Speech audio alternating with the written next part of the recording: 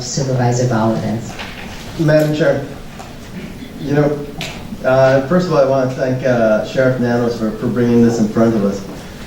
Shortly after he had met Brandon over social media, Brandon reached out to me, and he and I met for coffee over at Starbucks, and I met David at the same time. And I want to thank you both for your efforts. I then called Chris, and Chris told me that he was already working on an ordinance. I said, all right, well, I'd like to support you on it, so let me know when it's coming up. What struck me, or a number of things that struck me. One of the things was that Brandon didn't talk about the first time he was hit, prior to the one you saw here a year before. So it wasn't his first accident where he was hit by a distracted driver. It was his second. My son lives, as many of you know, in Nevada. And I remember when the Nevada legislature adopted a operating a cell phone without a Bluetooth device. I remember complaining to my wife, oh gosh, I can't believe they're making me do this. But the more I got to thinking, is it a inconvenience? Maybe. But the truth is, you have to sit there and ask yourself one really fundamental question, which is this. How many lives is one too many? How many lives is one too many? I was there when Brandon and David were talking to the kids over at Catalina, and there was a question that just really struck me, and I mentioned it a little bit to Bud Foster last week when I did an interview on this issue. And the kids asked Brandon, how do you feel about the guy that hit you? How do you feel about the guy that hit you? And your answer will stick with me for the rest of my life. It's not really how I feel. How does he feel at the fact that he hit me and could have taken my life? How does he feel about the fact that he could have killed me? And in some cases, he has killed people, or people have been killed in this. So really, this issue is one of making sure that nobody goes through that. Because you know what? Because you're checking your phone, or Snapchat, or text, or Facebook, or social media, you hit somebody, and you kill them. How are you going to feel?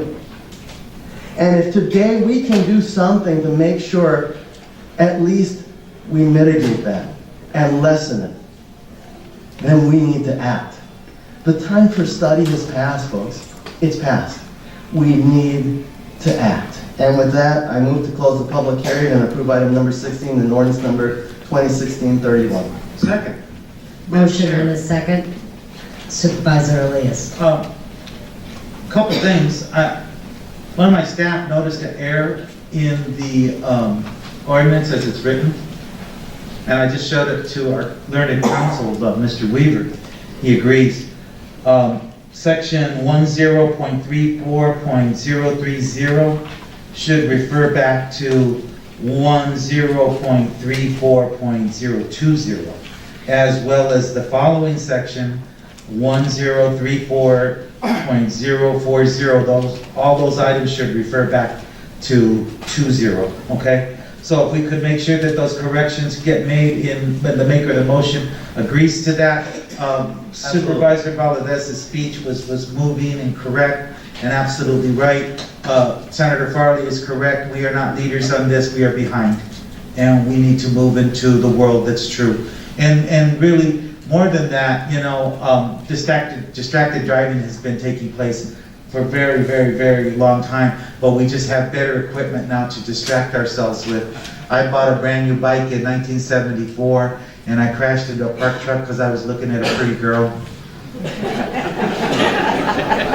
I learned a good lesson, and I got a good bruise on my arm, but it was a good lesson about driving while you were distracted, and my father made sure I understood that.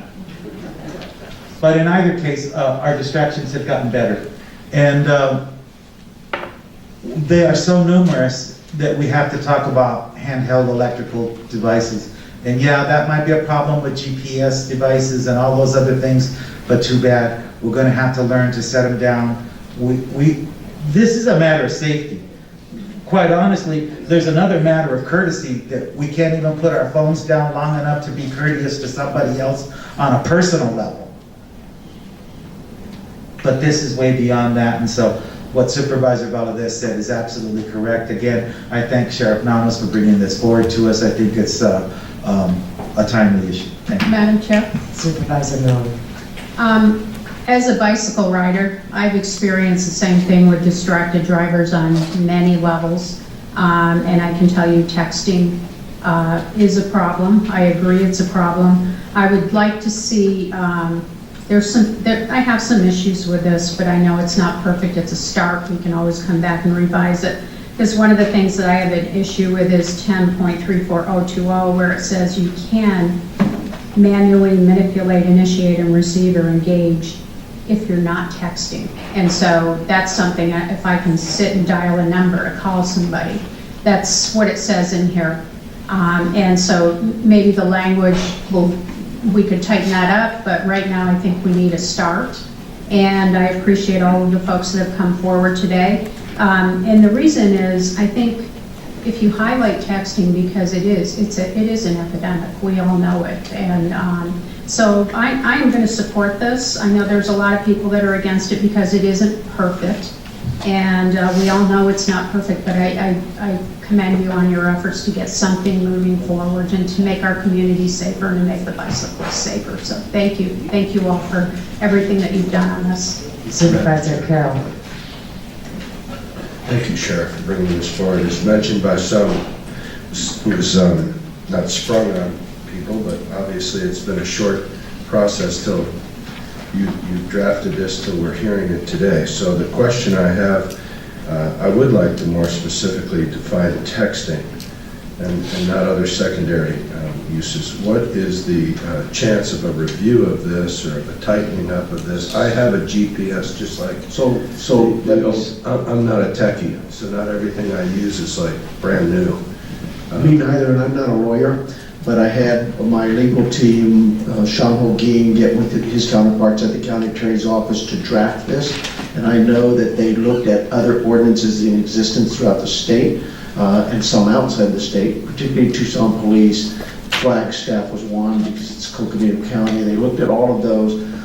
So they drafted what they thought was, and this didn't happen overnight. We started this, I believe, I talked with Brendan back in February. So we're looking 3-4 months ago at least that we Actually, started. that's very quick for the county. Trust me. Okay, it wasn't quick for me. I'm telling you. Anyway, we wasn't done in a vacuum, and we gladly, I agree, if you want to have Tom, What do you think about staff look at it. Yeah, we can look at it, but what about in terms of its effectiveness? Pardon my voice. If we kind of review it at the end of 6 months to see if it needs any tweaking? Absolutely. Or maybe We could always do that, maybe yes. 12 months, whatever you think. Absolutely, absolutely. Madam Chair. 6 months? Okay. Madam Chair, that would be helpful and meaningful in the overall, but what my concern is, who's going to be doing the reviewing of it? Number one. Well, one of the concerns from my office was exactly what was raised here. Making it Tucson Police has a secondary, meaning that they can see you doing this as you're driving Right. with one hand, and they can't stop you because they have to have a primary violation first. To me, that's crazy. I said, you're doing this, you crash over, and now I can stop you. That makes no sense.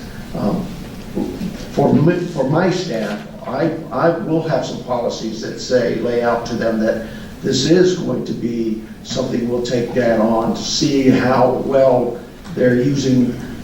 I don't want to see abuses. We know that anytime you have a creation of a law, there's always a chance of somebody abusing it. So we're going to monitor from my side of the house to make sure that those stops are appropriate, they're made for the right reasons, and we'll take a look at the difficulties we have in any cases where we make the citation and present it to a court, and we'll track that data if we can. Well, one hope that I have is I don't ordinance myself into breaking the law, okay? And I have, in the vehicles, my private vehicle as well as the fleet vehicle that I drive, I don't have the dashboard engaged, through my phone. I have to hold it to talk sometimes, I have to hold it for GPS in both vehicles.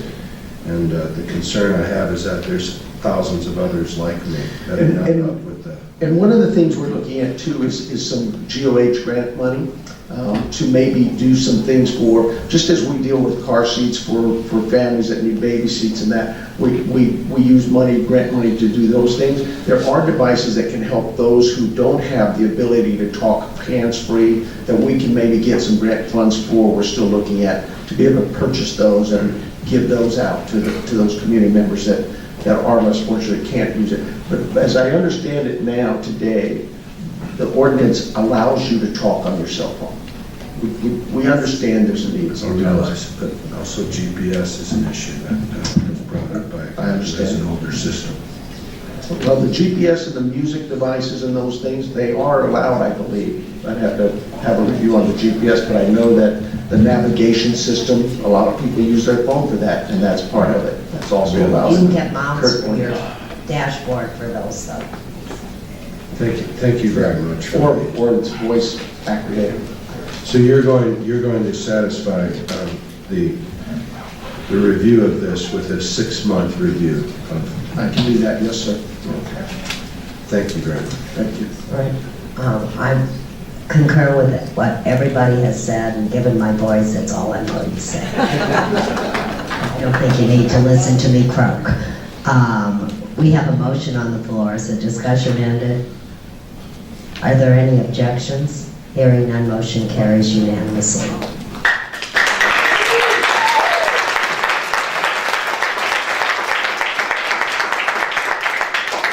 And given the time, I think we'll take about a 10-minute break. We'll resume about 11:30.